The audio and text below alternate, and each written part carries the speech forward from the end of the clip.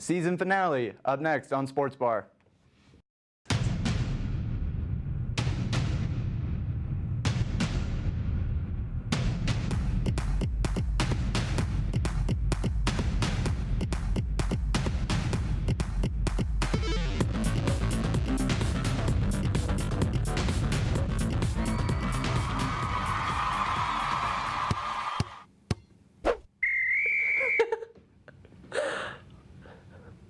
So we got a lot to talk about today. Let's just start off with the NBA playoffs.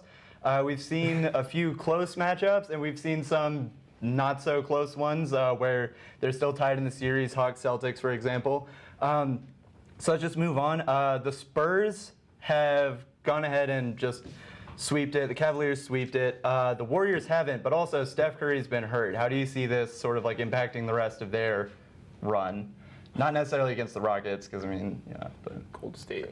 Yeah, I mean, I think we're going to see closer games from them, at least until he's back or back with, you know, a decent amount of health. I think right now it's definitely hurting them, but I don't think it's killing the team. They're still a phenomenal team. They don't need him to win. Yeah, I mean, but he's I think not it's like the definitely golden child, but like, yeah, but I think it's affecting it. I think it's just throwing off the way they've been playing overall. Like I think it's just, you know, when you don't have that kind of key player, even if everyone else is still really good, it still kind of throws off the fact that, you know, you're missing someone who's very central to the team. So and honestly, I just, from a standpoint of someone who's played sports and stuff before, I don't know why they let him back after the ankle injury.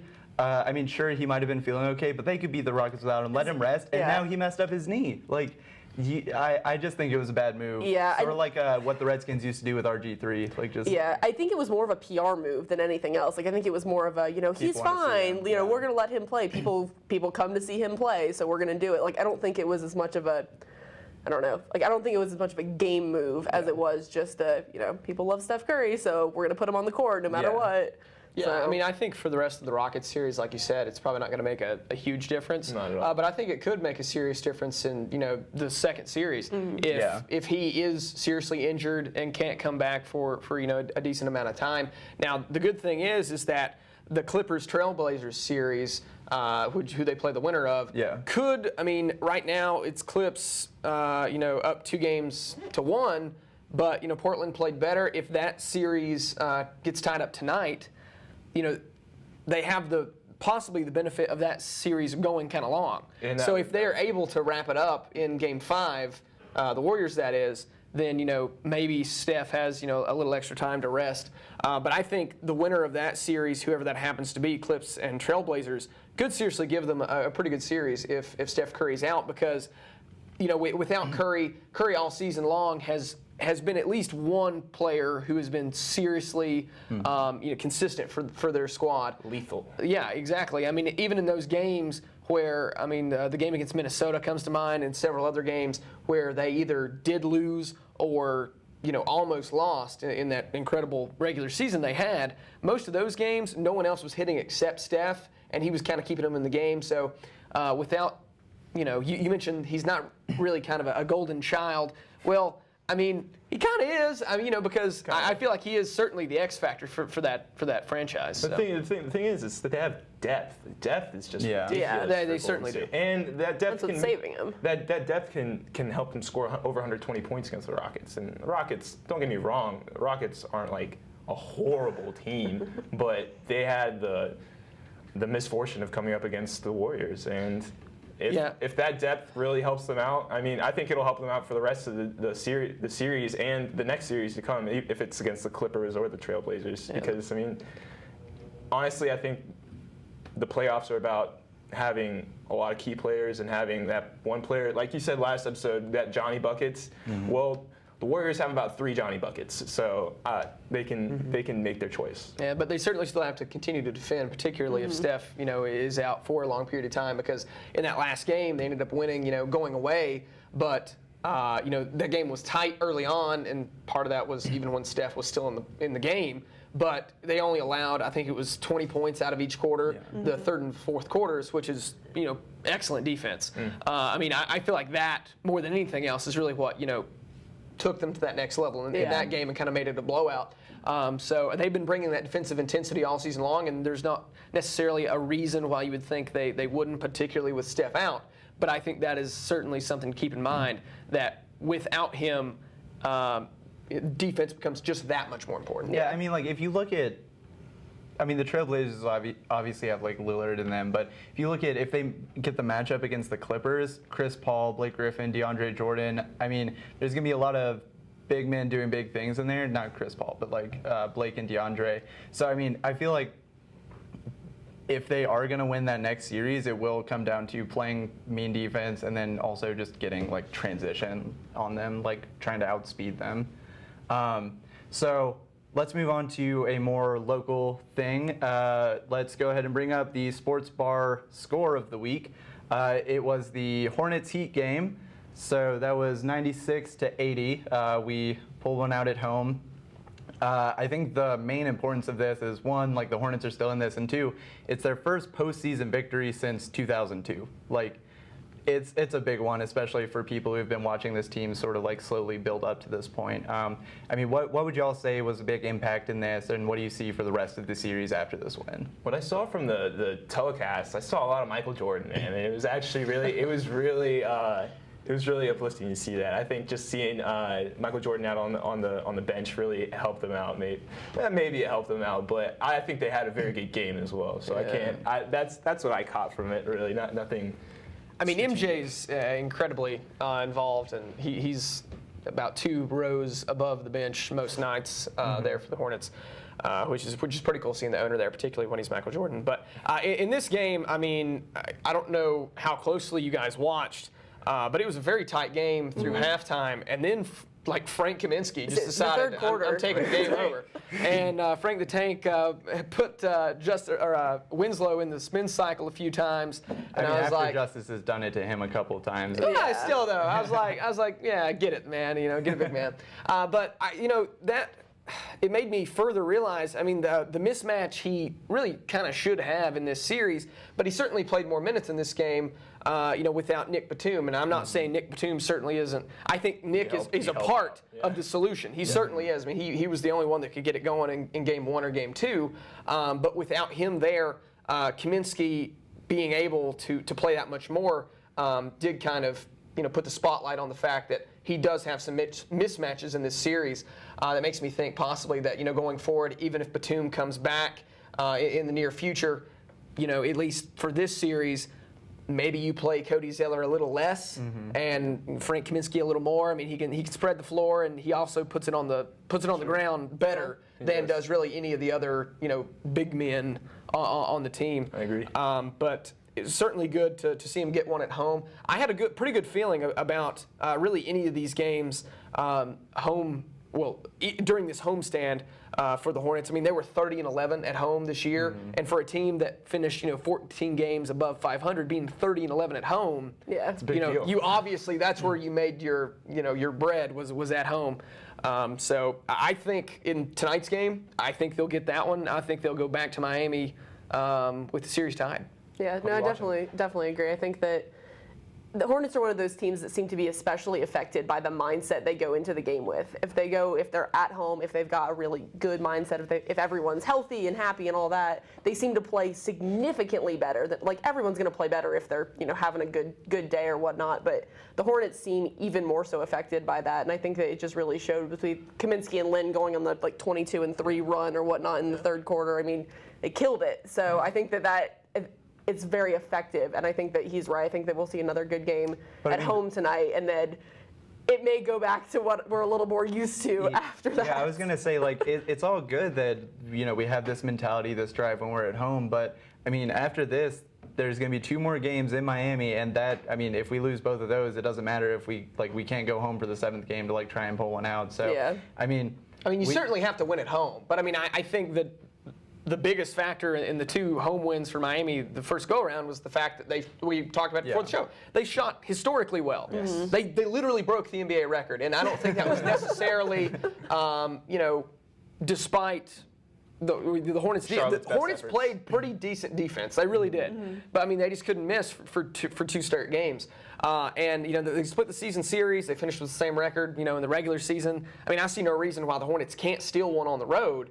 And I continually tend to think that, people shouldn't necessarily look at the Hornets or really any of these teams 3 through 6 as necessarily one that much better than the other. Yeah. I mean, particularly from like an analyst point of view, for most of what was said about this game, about the series, is that, well, even giving the Hornets a shot here, and which I thought was kind of ludicrous, but I see where they were coming from. I mean, Miami certainly does have veteran talent who's seen a lot of playoff time. Yeah. Like you mentioned, this is the first playoff win that's occurred in Charlotte since 2002, and that was when they were the Hornets, and then God knows we didn't win a playoff game when we were the Bobcats. Yeah.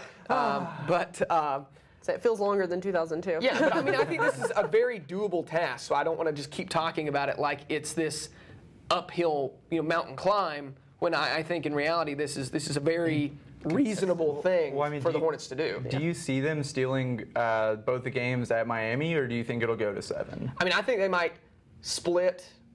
I think they win tonight, split when they go back, and hopefully get a game 7. Yeah. Back. So you think that's more probable than them winning it out? I would think so, but I mean, that's not to say it couldn't happen. It could happen. Playoffs. Yeah. Exactly, it's the playoffs, and I mean, the first round now goes 7 games as opposed to 5 like it used to. So, I mean, I was glad when that happened. I think it makes for more exciting basketball. So. Yeah.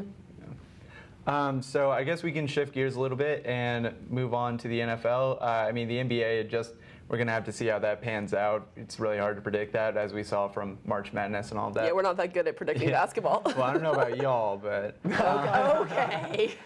So, yeah, let's go ahead and shift gears. NFL, the draft is coming up in 4 days, 4 days? 3 roughly. days. 3 Thursday. days. Yeah. Thursday. So it still feels like Sunday to me. But you good? But yeah, so that's coming up. What do y'all see? We've had the Eagles and the Rams both trade up for the first and second picks. Probably going to take a quarterback. I would hope so. Yeah. So I mean, just what do y'all see? Sort of like what would you do in certain team situations? Like, we'll touch on the Panthers in a bit. I mean, I think if you're the Rams, I mean, you have to take a quarterback. I don't know exactly, where that franchise is necessarily headed without taking a quarterback. Speaking on the Eagles, what? Like, you getting a quarterback in the NFL is obviously very important. Mm-hmm. And with this move, they're obviously going to take a quarterback. Yeah. But you gave up entirely too much for this. Yeah. I mean, look in the past too. It's just you're trying to. So this is what the Eagles do. I bet the Browns are happy though. I mean, they're going to take a shot on either Jared Goff or Carson Wentz. I don't think either of those guys are the next, Tom Brady or whatever. Now, Tom Brady didn't think he was going to be the next Tom Brady. So, I mean, they really might pan out. Yeah. But you're taking a risk, going up and getting yourself in this position when you knew you had all those picks. I mean, out of that many picks, you're probably going to get somebody pretty decent. Well, and that was kind of my whole issue with the thing, is the fact that you're right. They gave up a lot for it, and I didn't feel like they were giving it up for. If there was an Andrew Luck or an RG3 or someone going in and I would have been like, okay, you need a quarterback. You need a good quarterback. You know that there's one on the table. And like you said, I just don't think that this would be the year for them. It's not. They're not going to get an end-all be-all franchise quarterback this year. No one is. I mean, there's some good guys out there who might pan out over the next year or two to save them. Like what he was saying, we didn't think that way about Tom Brady or Russell Wilson. Yeah. I mean, so it could happen, but a lot of times those sort of those aren't. Yeah, they need someone picks. transitional, and they gave up way too much for what's going to end up being most likely a transitional quarterback to get him to the next year. Exactly, or two. And Jared Goff, I mean, he weighed 165 pounds wet most of his college career. Yeah. I mean, so yeah, I know. You know what I mean? So that's the same size as me. Yeah, well, okay, but as an NFL quarterback, that's ridiculous. You're string bean. You're not going to make it. Come on, Adrian, you got it. If you're getting tackled, by like Bosa or anyone else, name any other NFL player. You see Clay Matthews coming towards you. Yeah, it's a bad time. You're gonna get snapped. And so there's Goff, and then Carson Wentz, who is the other probable to go 1 and 2.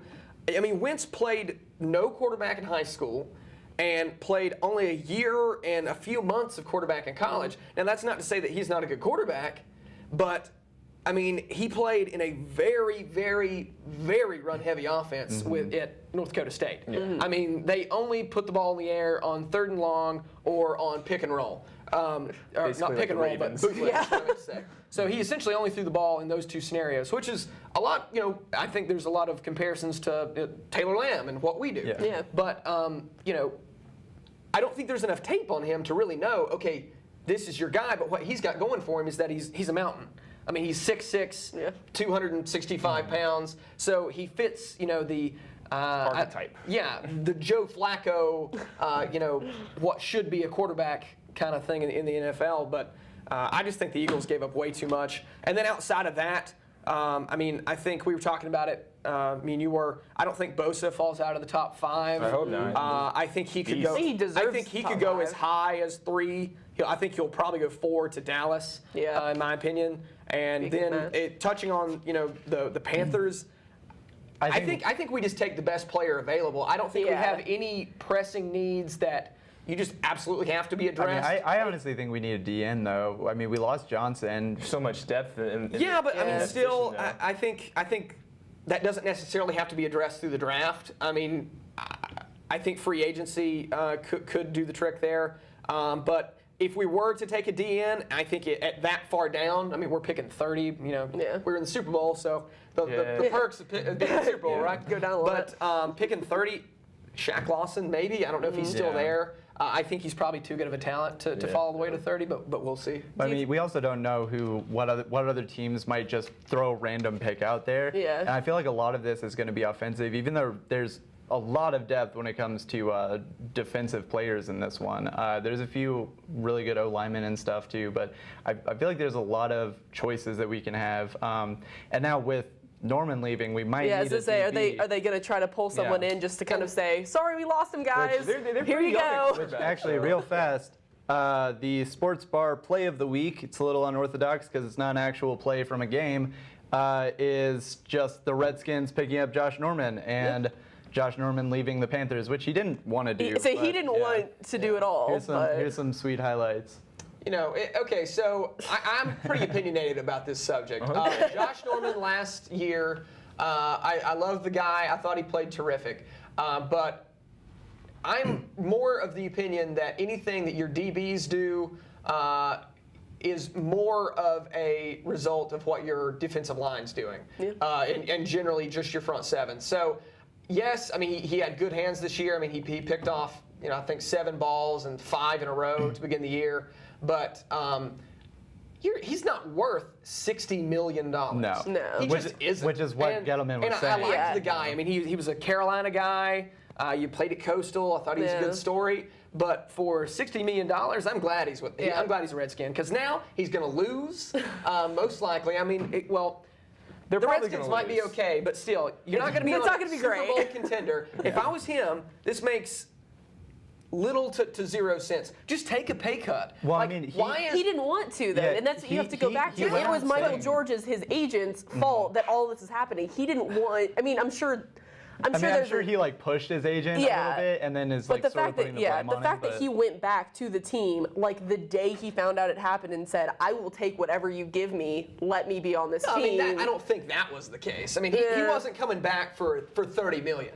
Yeah. Which is I think reasonably what he was worth, frankly, to be a Panther. Maybe a little bit more. Which I mean, now he's Okay, making but- $75 million over 5 years. That's I mean, 15 million. that's ridiculous. Yeah. Nice. yeah, so I mean, he can go get Speaks his a lot to money. the Redskins too, but He can go get his money, but he's not going to be on a Super Bowl contender. And I've just never understood why anyone leaves anywhere else for, I don't know. I mean, obviously that's millions of dollars, but you're going to get that down the road anyway. Yeah. You know you are. So, I mean, save up, yeah, exactly. I don't know. No, I'm this is his kind time of to beside prove. myself with that. But Yeah. I think the defense will be fine. And I think Josh Norman can just lay in the bed. I mean, He's making honestly, himself, so. I'm pretty excited happy to see for him him. with the Yeah. Redskins. Like, I want to see him up against Odell and Dez multiple times because, I mean, it's one of those things like, sure, he played really well against them when we played them this season, but how's he going to do twice a year, you know? I want to see if, like, that keeps up. I want to see how he does on a team that's not the Panthers. I mean, like you were saying, he's a Carolina boy. He was on our Super Bowl trip team, not necessarily winning team, but, I mean, he was still a Panther for 4 years. I mean, people leave. It happens. But I want to see how he does. I'm very salty. So Yeah. I want to see him succeed, man. I don't mind. I like his character. I liked what he brought to the team. Before that, I was really mad. I remember the year before that. I think it was his call against the 49ers or the Seahawks that it was pass interference, and I was like, I never want to see this guy again. and of course he shows out the next year, and we go to the Super Bowl. And honestly, I'm happy what he did for the Panthers, and I hope he balls out. Yeah. And it's his time to shine now. He's trying to be the next Revis or whatever he wants to be. He wants to cash out on every deal. Go ahead if you can. If you have the resume. Yeah. I mean, he's a guy that most people were more than willing to give up on after like his third season. Yeah. I mean, he was in and out of the lineup. He was third string at one time. So frankly, probably this close from being cut. And then he has, a good summer that leads into a good back half of his third year, which leads into a great fourth year. So hopefully for the Redskins, that's the player they're getting, and not someone who just gets Not lost year in the two. shuffle. Who gets lost in the shuffle of their particular defensive situation, and hopefully he's not, for his sake, not a product of the Panthers. Like I said, their front seven, our system, as opposed to. I was gonna say, like, the Panthers front line, like Luke Kuechly, all of them, just that did play a big part into his success. Now, I mean, we just showed it. Like, there were times when he was one-on-one and like can keep up with most receivers, can jump over a lot of receivers. So I mean, he does have like the talent too, but a different defensive scheme, different front seven, everything. It would shake up iffy. even the best player to go to that big of a change. So it'll be interesting to see if he can hold it together, I guess, effectively.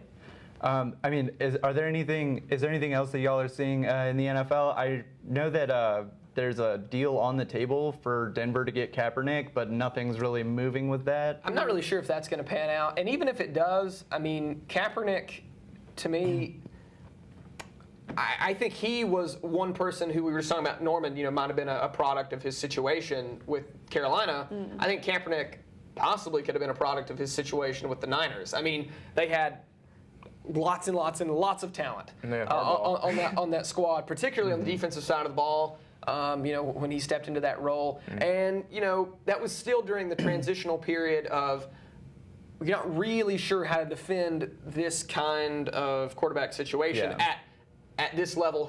For a guy who can run it this well, with like a baseball pitcher. Exactly. So even if they sign him, I still think that's obviously a step down from Peyton Manning, even at an advanced age. Well, I mean, Elway's already said that he's just trying to get competition for Mark Sanchez. Like, he's trying to, like, it's not really like a guarantee right now, but he wants to see someone have to work for that spot. The fact he's trying to will Mark Sanchez into something he's not, I think, is hilarious. Yeah. I think that really speaks to how bad. I think a lot of people have been doing that for several years, though. I think that really speaks to how bad the quarterback situation is there.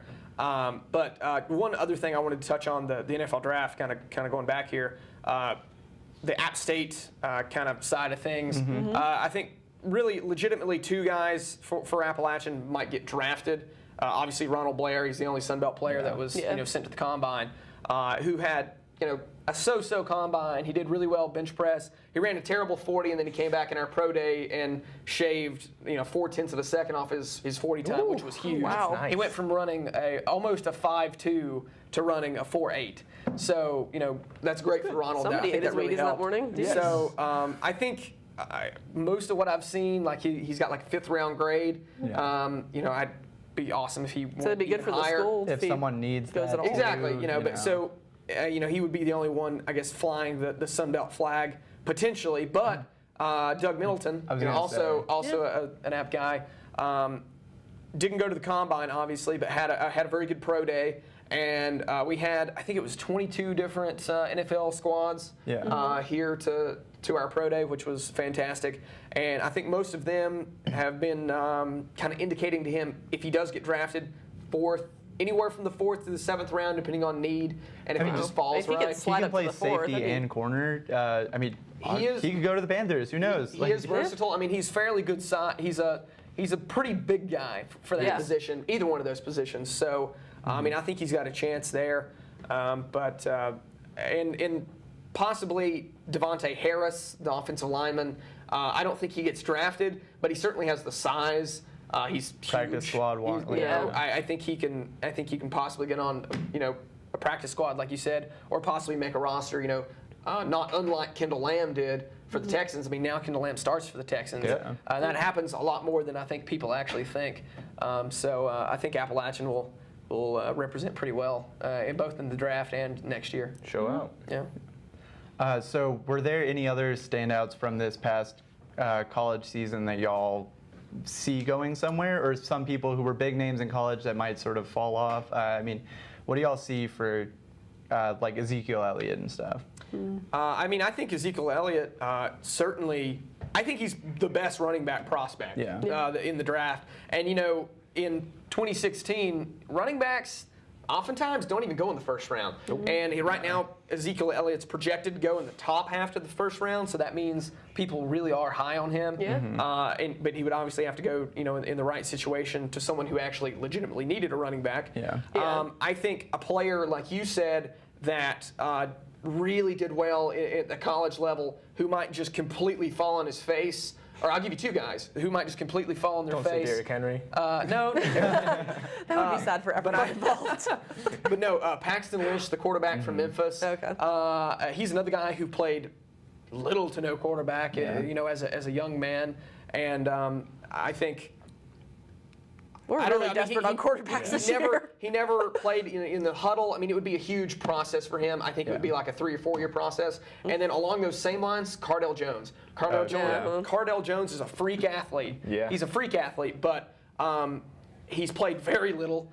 And I think that it would be a really hard thing to do for an NFL franchise to mold him into something to actually resemble an NFL quarterback. At this point, I feel like anyone could walk in. I'm sorry, I got to cut y'all off. We are out of time. So as always, I'd like to invite you to leave your questions, comments, concerns at www.watchapptv.com. And for the last time, I'm Robin Palmer. So long, everyone.